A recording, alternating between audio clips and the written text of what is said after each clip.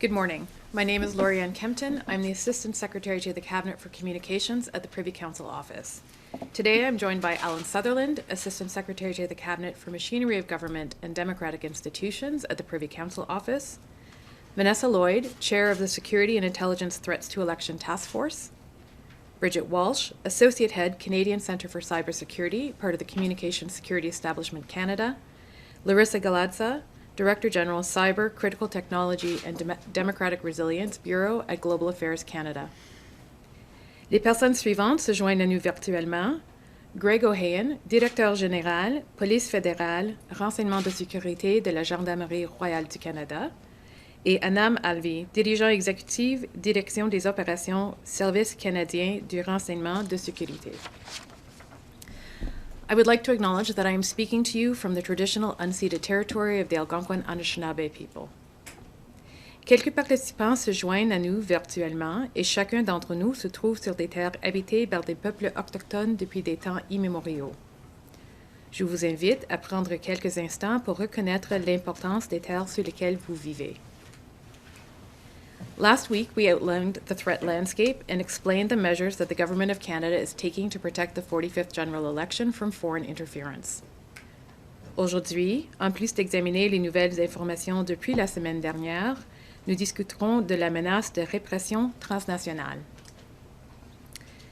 Over the past week, the panel of the Critical Election Incident Public Protocol has met and been briefed by the Security and Intelligence Threats to Election Task Force, also known as SITE. The panel has not found any incidents that have impacted Canada's ability to have a free and fair election. Le groupe d'experts continuera de se réunir régulièrement pour être informé par le groupe de travail qui coordonne les efforts du gouvernement du Canada visant à recueillir et à analyser des données concernant les menaces tout au long de la période électorale.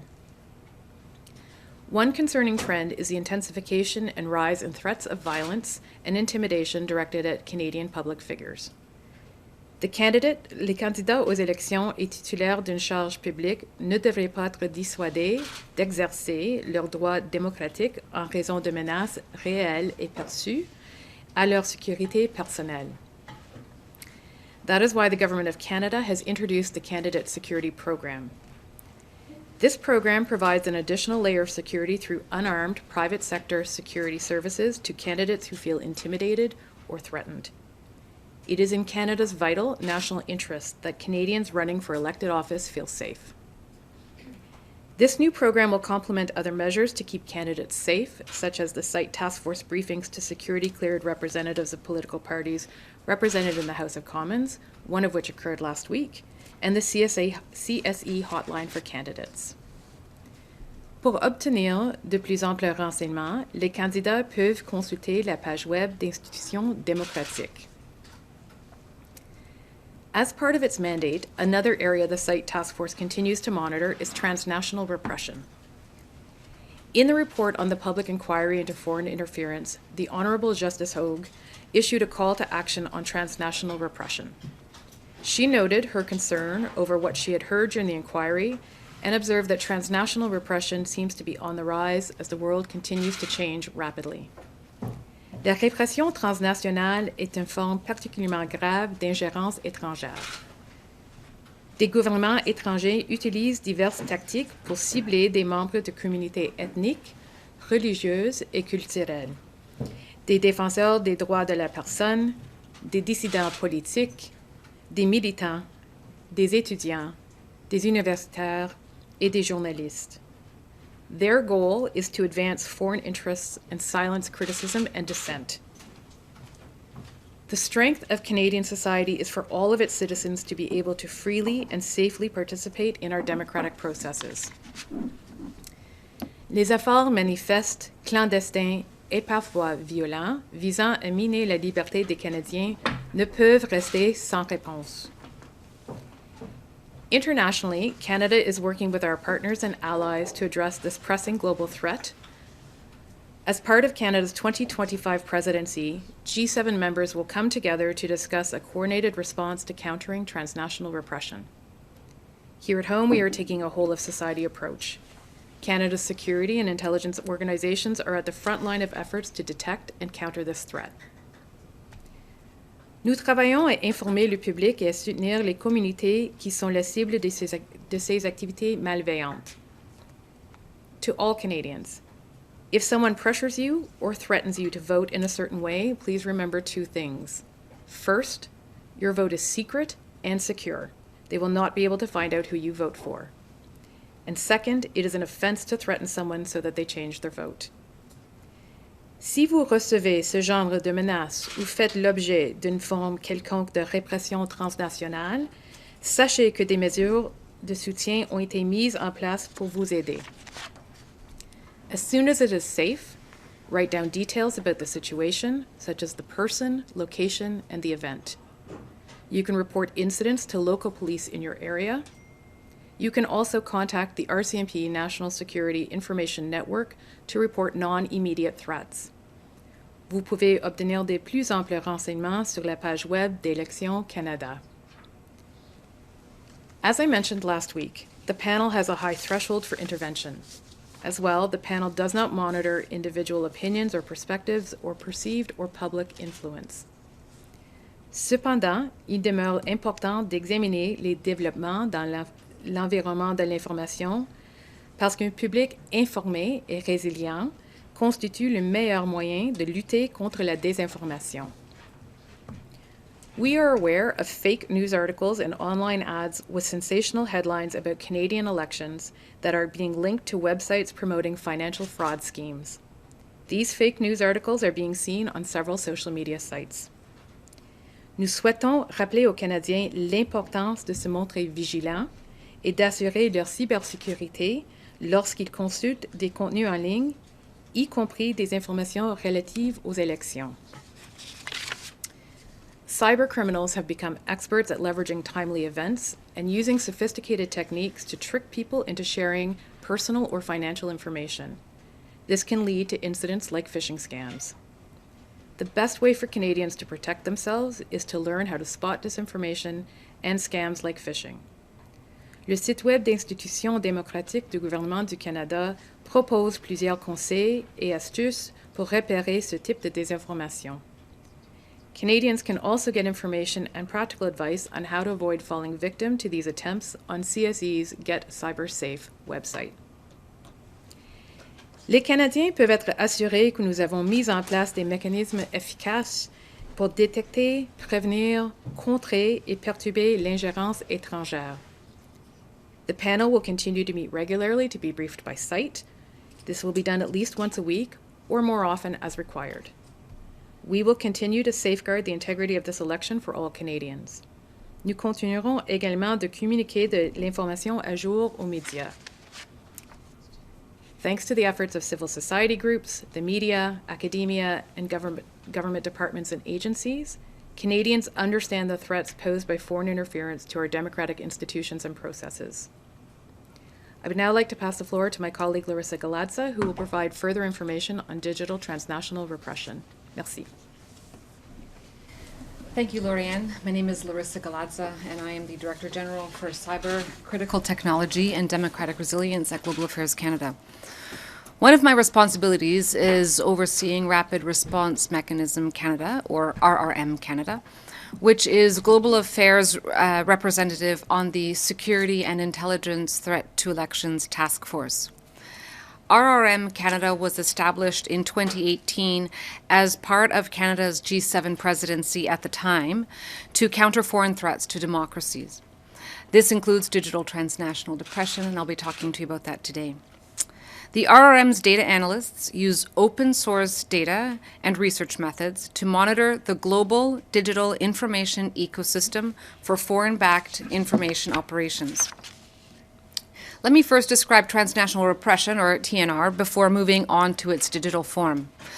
As Lorianne said, TNR is a form of foreign interference in which authoritarian foreign governments attempt to extend their own domestic repression beyond their borders to intimidate, coerce, harass, harm, and ultimately silence critics or those deemed a threat to their rule. It can take place in a variety of ways. These authoritarian regimes target members of diaspora and exile communities, particularly religious and ethnic minorities, human rights defenders, political dissidents, activists, students, scholars, and journalists. What is important here is that the actors behind transnational repression are foreign governments. We have seen this malign activity from a number of foreign states, and we have seen it around the globe and here in Canada. Now let me talk about how authoritarian foreign states perpetuate transnational repressions through the digital space. This kind of repression can take the form of online harassment and smear campaigns, largely through social media. It could also include doxing, where the private and identifiable information of targeted individuals is put into the public sphere without their consent. The intent is to fuel harassment and physical violence. As with more traditional or physical methods, digital forms of transnational repression are also used to induce compliance, to silence or discredit individuals, or to retaliate against dissent. And this form of repression is perpetrated through technology. Digital transnational repression is not new to us in Canada. The team at RRM Canada detected this kind of activity in recent years, and we've seen it increasing. In 2023, we informed the public about a targeted online information operation known as spamouflage. Spamouflage is a kind of spamming that hides nefarious content among everyday content to camouflage a hostile intent. Here's how it works. Hostile actors flood the information ecosystem with a large volume of content, such as videos, memes, or text, that discredit or embarrass the targeted individuals. This content is then amplified inauthentically by hijacked or faked accounts, also known as bots, which make this content more visible on social media platforms with the hopes that it will be further shared and engaged with. The operation in 2023 leveraged social media accounts for dozens of members of parliament from across the political spectrum and across Canada to make the content visible. Spam comments claimed that a critic of the Chinese Communist Party in Canada had accused the various members of parliament of criminal and ethical violations. RRM Canada assessed that the likely goal of this operation was, at least in part, to silence criticism of the Chinese Communist Party, to incentivize members of parliament to distance themselves from the critic, discrediting and discouraging wider online communities from engaging with them. RRM Canada also informed the public earlier this month of a new spamouflage operation, which has targeted several individuals in Canada. This new operation employs various tactics to intimidate, belittle, and harass individuals in Canada who are critical of the People's Republic of China. It includes the use of generative AI to doctor existing online content and then amplify it as a way to dox the targeted individuals. This is also the first known instance where the RRM detected spamouflage using sexually explicit deepfake photos to target an individual in Canada. When we see this activity, we take several steps to try and stop it. First off, we work with the National Counter Foreign Interference Coordinator at Public Safety Canada to alert targeted individuals so that they can take the steps necessary to protect themselves. The coordinator also proactively engages with communities and other affected individuals who are at risk of digital TNR. We also alert social media platforms where potentially harmful content about this individual is proliferating and where it may violate their terms and conditions. Decisions about what to do with this content is up to these individual social media platforms. We conduct diplomatic démarches to share relevant information and request that foreign states stop their malign activity.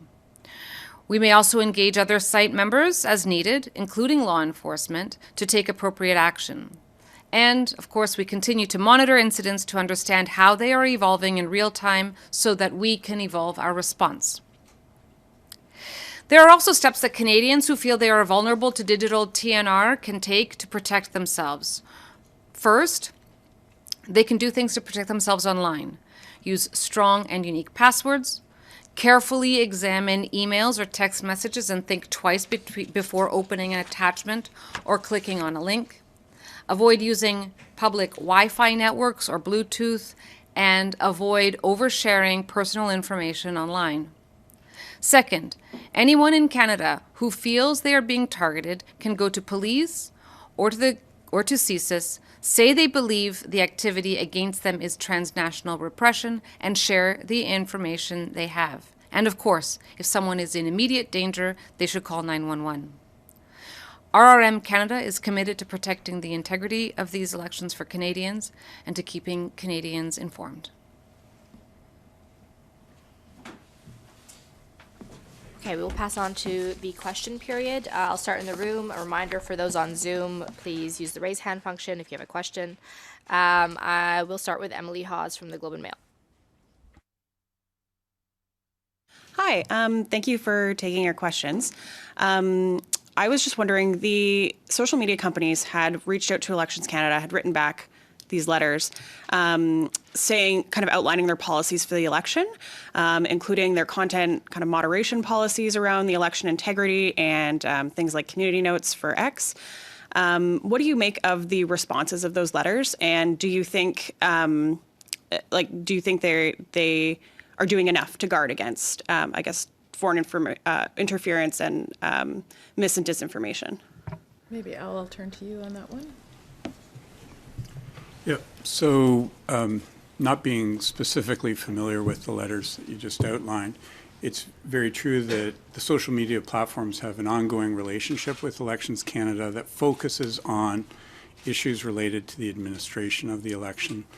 One of the things that the social media companies do, many of them, that I think is actually quite beneficial is they post good information, squeeze out some of the bad information that is on their platforms as relates to things like when is the election, how do you vote, issues related to that. So those are ongoing relationships. I think for the specifics of your question, I think you'd need to engage with Elections Canada.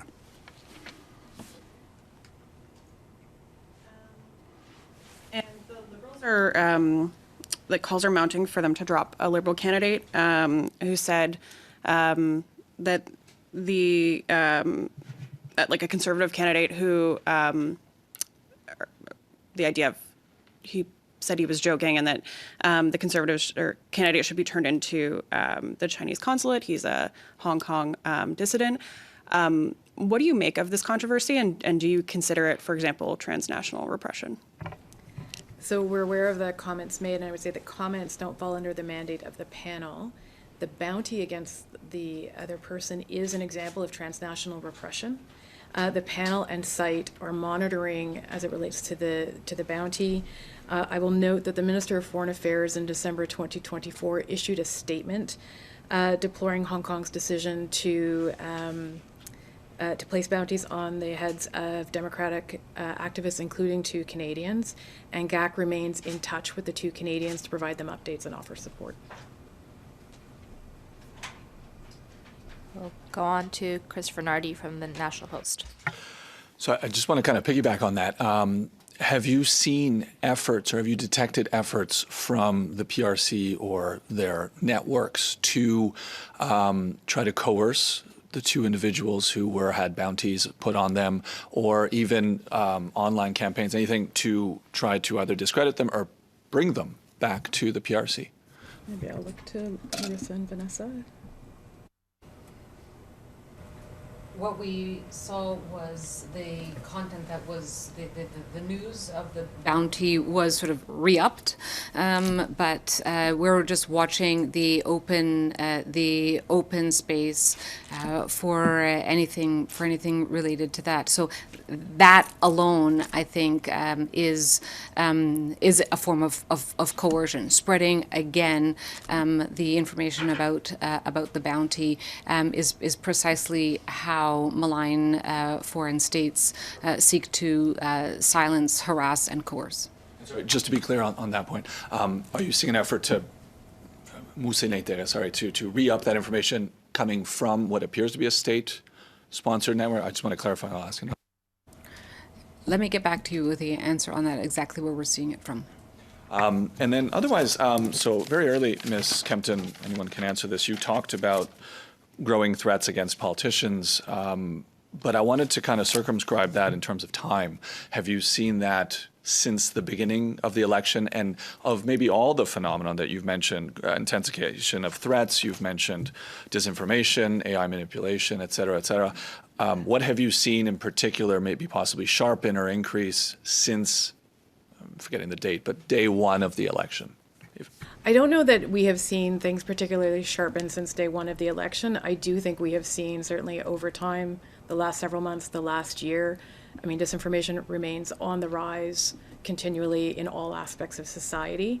And I think we have seen over the last couple of years a rise in threats and in attempts at intimidation of public figures, again, across the political spectrum. Maybe I'll turn to Greg at the RCMP if the RCMP has anything they'd like to add to that. No, just to say that the RCMP is seized with the. Oh, can you hear me? I can. Yeah. So the RCMP is very well seized with the issue of threats to candidates. To be clear, the RCMP's protective mandate extends to the Prime Minister as well as the leaders of parties with standing in Parliament. And any determination for the extension of protective services is at the discretion of the Minister of Public Safety, that needs to designate an individual for such protection. That said, there is a new program for candidate security that is being led by PCO, and that is meant to address issues such as this, because the RCMP unfortunately cannot be everywhere all at once. Thank you. Yeah, just to follow up a bit, I mean, you have seen over the past few years issues of intimidation of politicians. It's happened on Parliament Hill, it's happened in ridings. And if you look more generally around the world, you've seen peer countries where issues of tendencies towards violence have been seen. So it's with that in mind that the efforts of the RCMP are applied to, as Greg mentioned, to ministers and leaders of officially recognized parties. And the candidate security program is an additional layer of support that's being provided to candidates of all parties.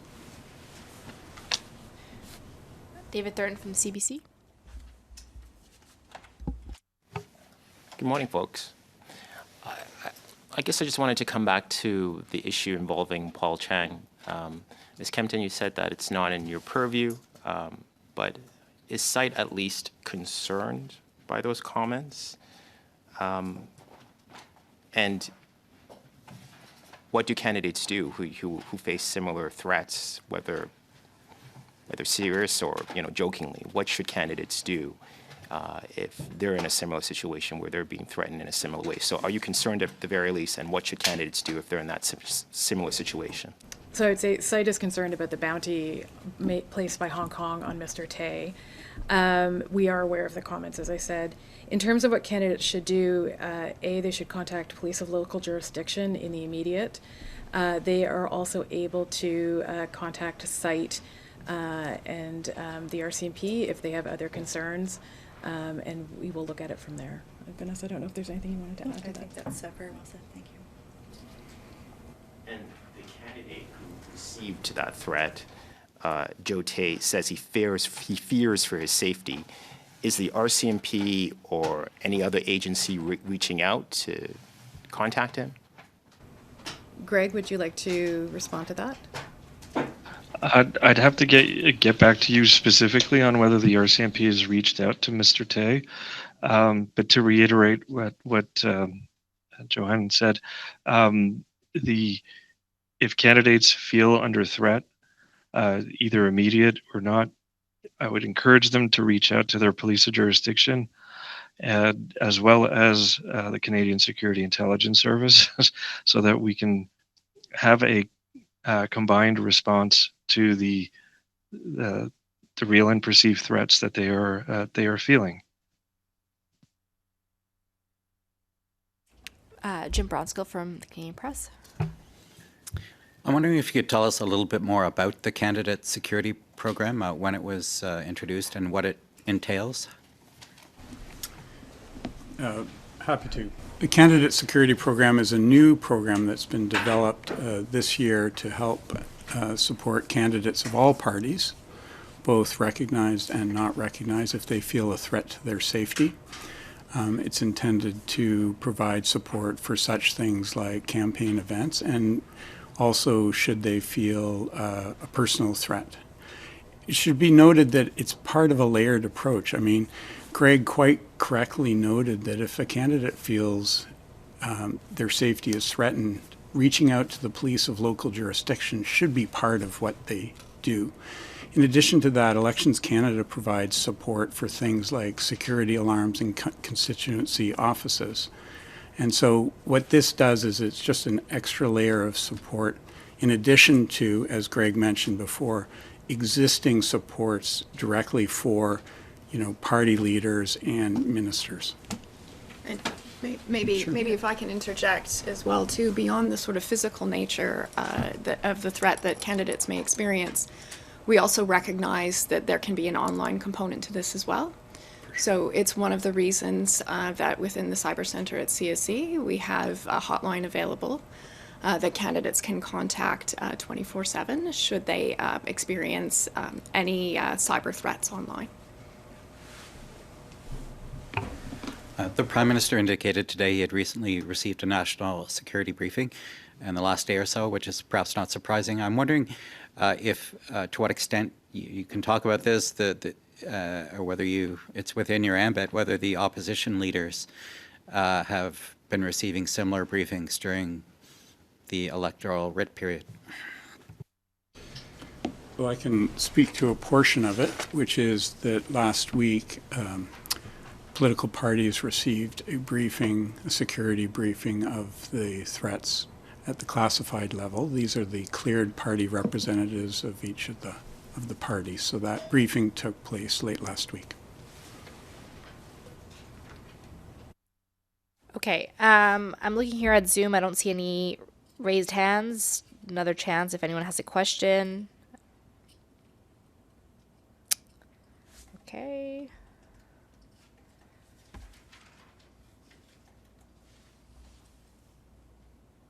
Okay, so Palak, go ahead.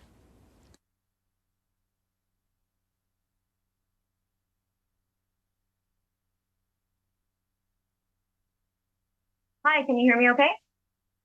Yep. Hi, Mr. Tay said that he's been in touch with the RCMP, but do we know if he's taken advantage of the candidate security program? Is that something that maybe Lori, you can speak to?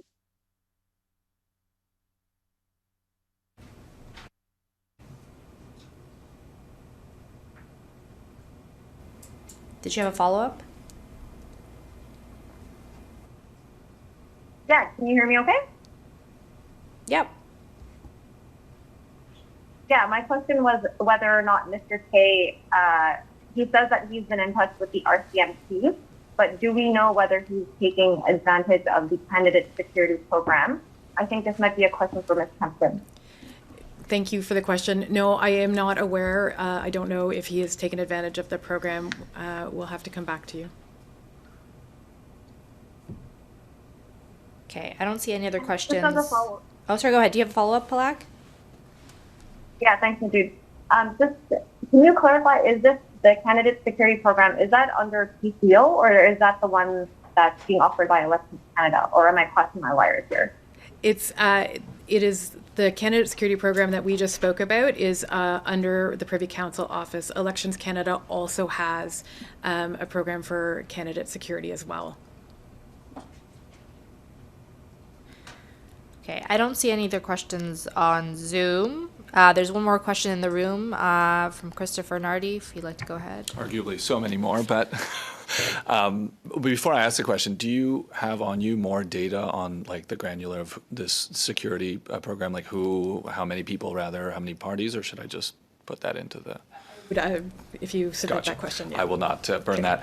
I'm curious about the social media platforms. A fair number of them have either significantly changed or straight up removed their monitoring or misinformation monitoring programs. I'm thinking of X. I'm thinking of Meta.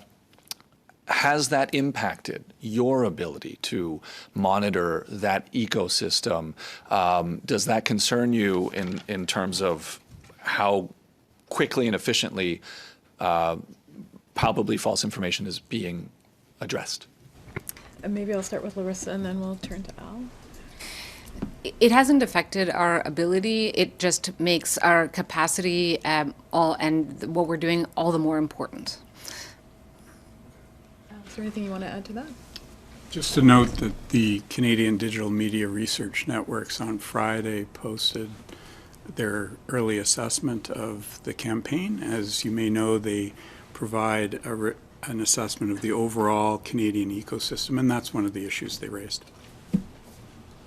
And then my other question was in terms of disinformation campaigns that you may or may not have spotted. Has CITE or any government entity asked the platforms to combat or remove any particular networks or campaigns, or since in the last few weeks, even in the pre-writ period, any networks? I saw TikTok, for example, said they'd taken one down back in January, but it was a small one. Have you guys made any similar requests, and was that followed up on or accepted? Start, Bridget. I don't know if you have anything. Sure, absolutely. So when we look at the situation of mis and disinformation, we look at it pretty holistically along with our colleagues in CITE. In the CITE construct, it's very much looking at whether or not there are links to foreign interference. And so one way we do that is through our entire mandate within the communication security establishment. So looking at using our intelligence mandate, signals intelligence, to determine if there are foreign links. So that's one aspect of what we do in understanding where mis and disinformation is coming from and attributing it. Separately from that, we do a lot of work to understand how mis and disinformation is propagated online and the tools and techniques used by the cyber threat actors to do that. And we have spent some time in the last couple of years analyzing a lot of those threats. We don't necessarily go directly to the platforms to address those specific issues, but do have discussions with the platforms about the threats that we do see.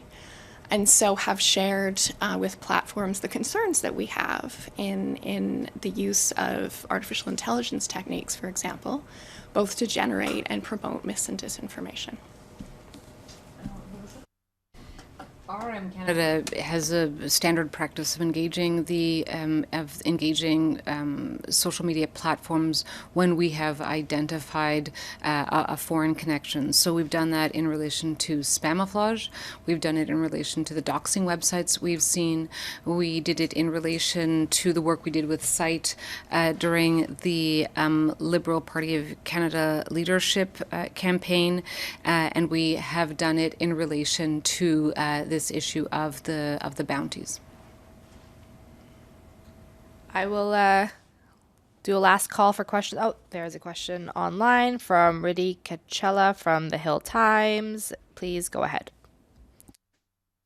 Hi, can you hear me? Yep.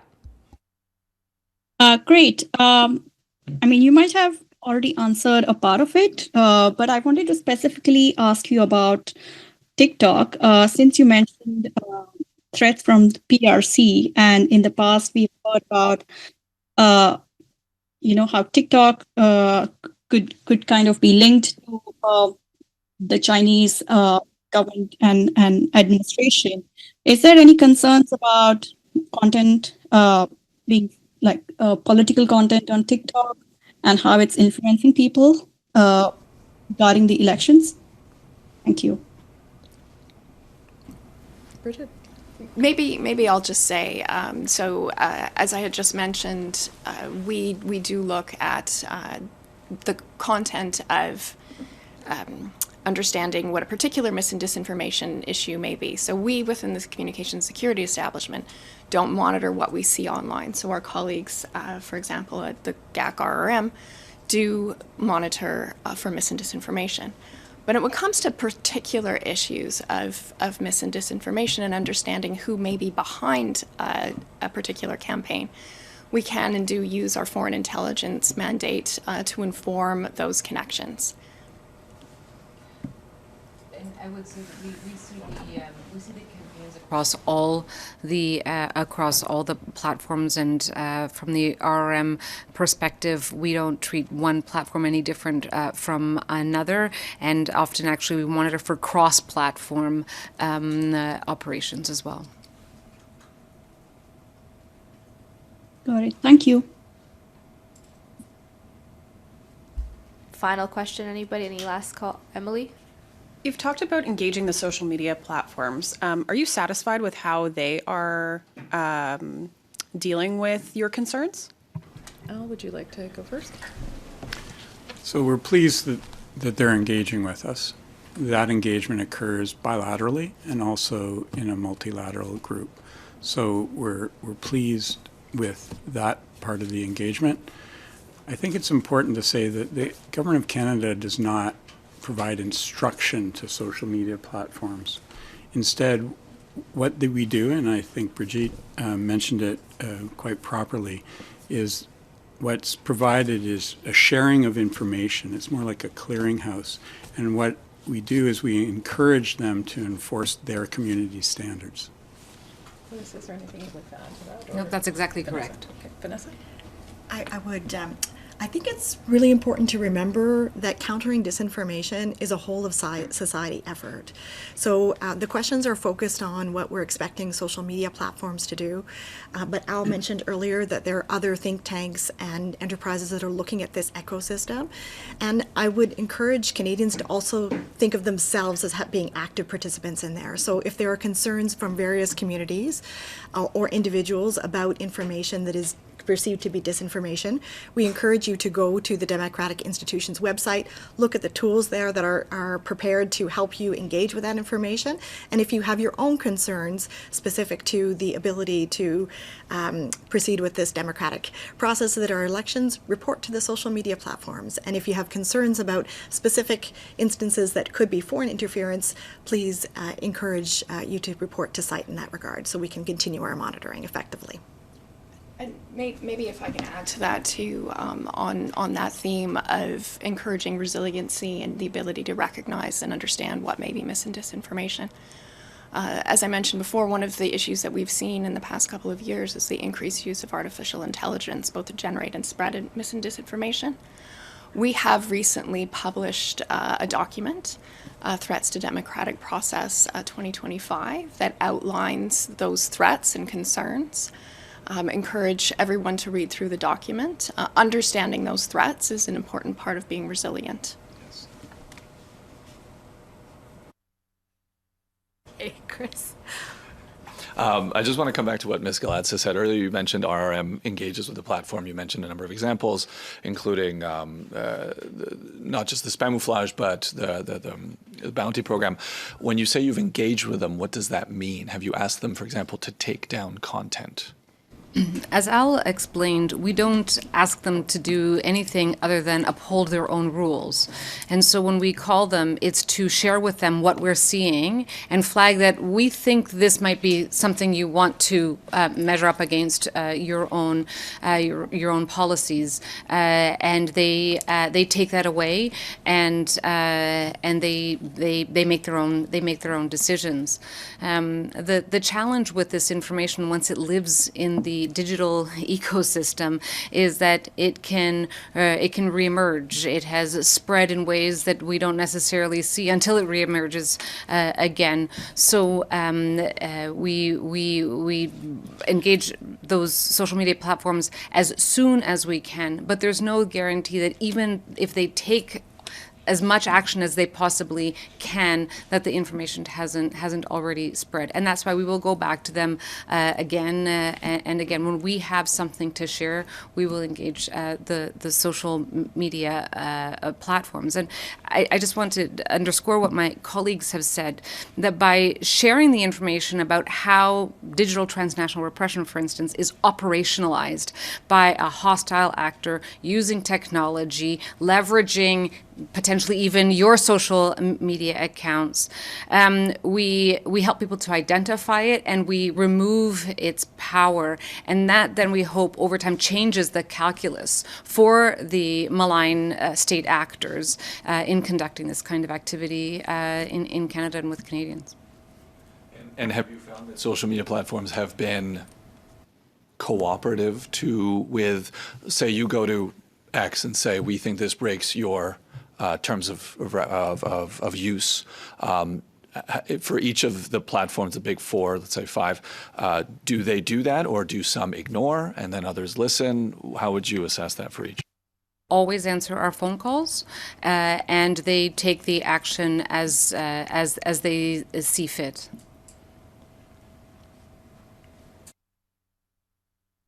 I think this concludes the press conference. Thank you very much, everybody.